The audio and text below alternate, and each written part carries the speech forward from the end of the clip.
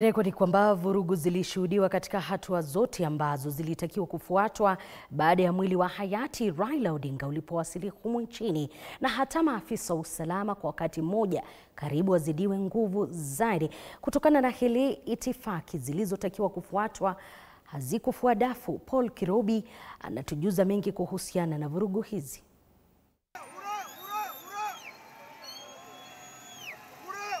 Kuanzia mwendo wa asubuhi, kipindi ambacho mwili wa hayati aliyekuwa waziri mkuu Raila Odinga ulipowasili katika uwanja wa kimataifa wa Jomo Kenyatta, hali iligeuka na kuwa tata zaidi kutokana na maelfu ya wananchi pamoja na wafuasi wake walipofika kuupokea mwili. Maelfu ya watu walilazimika kuvunja itifaki, hasa kutumia malango ambayo hayakufaa kutumiwa na wananchi wa kawaida, lakini maji yalizidi unga.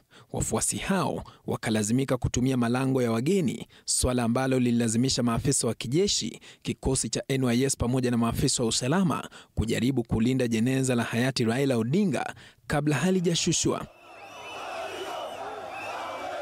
Serikali ilipania baada ya mwili wa marehemu kutoka uwanja wa ndege upelekwe katika majengo ya bunge kisha kufikishwa katika uwanja wa Nyayo, lakini hali ikawa mbaya zaidi sababu barabara hazikuwa zinapitika na pia kulikuwa na vurugu.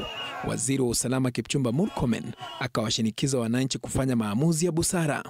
Ni pia baba apewe heshima yake, si ndio? Kwa sababu unaona tunataka mama afike hapa na Winnie. I want to express my gratitude to you people for coming here to mourn with us.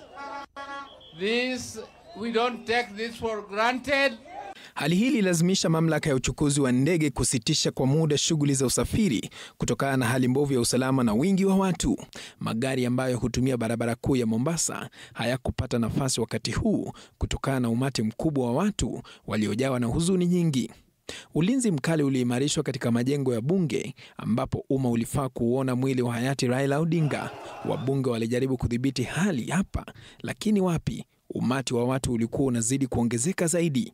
Ikabidi serikali ifanye maamuzi mengine ya kupeleka mwili huo katika uwanja wa michezo wa Kasarani. Na hapa pia hali ya vurugu ilishuhudiwa. Paul Kirobi, TV47, Nairobi.